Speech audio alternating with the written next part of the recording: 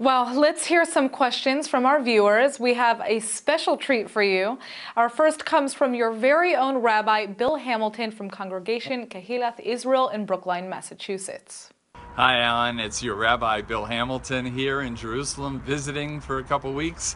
I was thrilled to be with you in New York a couple weeks ago, although I will point out that we're looking forward to seeing you in Shul sometime soon. Meantime, I have a very important question about some news that greeted me when I arrived in Israel a little over a week ago. And the chief rabbinate has rejected the conversion of a number of Venezuelan Jews who actually have yearned to become Jews, studied to become Jews, converted halakhically as Jews, and they are not only ready and willing and active participants in Jewish life, they're actually in danger where they are. The chief rabbinate, in its intransigence, has rejected their conversion. I'm eager to hear, what do you think about this terrible problem? Well, first of all, Rabbi Hamilton, thank you so much for asking me that question and for being such a great rabbi. You bat mitzvahed our daughter. And of course, like you stand in for my mother would have said the same thing. I hope to see you in Shul soon. I promise you I'll come to Shul whenever you're giving a sermon. The question is such a profound one and such a difficult one.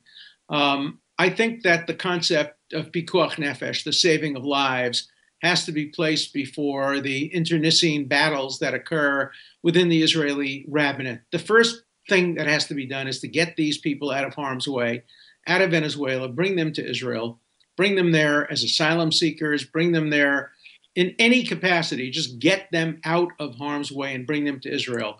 And then there can be a debate about what their status is. My own personal belief is that the rabbinate should have absolutely no influence on the law of return. The law of return is a civil law, not a religious law. Russians who came in under the law of return are practicing Christians, but they happen to be related to a Jew. That's the way the law of return was written. It was written in response to the definition of who is a Jew during times of danger for the Jewish community. And Hitler and others, pogromists, Khmelnytsky and others, didn't distinguish between what kind of a Jew you were. And I think the rabbinate has to be taken out of this issue, and the issue has to be made a civil one. And the criteria has to be, if you proclaim your willingness to join the Jewish people and to move to Israel and to join the history of the nation state of the Jewish people, that should be enough. But even under existing law, the rabbinate can't distinguish between conservative, reform, and Orthodox conversions, and it can't set up this absurd criteria that you have to be within an existing Jewish community. Judaism began without an existing Jewish community. Under this absurd ruling, Abraham would not be considered a Jew because he didn't live in an existing Jewish community. He just created one.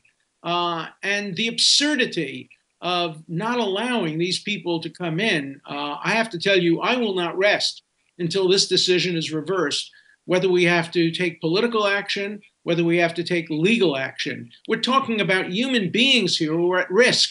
And the first thing that Israel must do is rescue them. Then, Jews can debate anything. But we should debate in the context of them being safe. We should not be debating while risking their lives. So rabbis, shape up, go back, read the Talmud, read the Torah, understand pikuach nefesh, the saving of lives. Put that first, and then have your debates. Thanks for your response, Professor.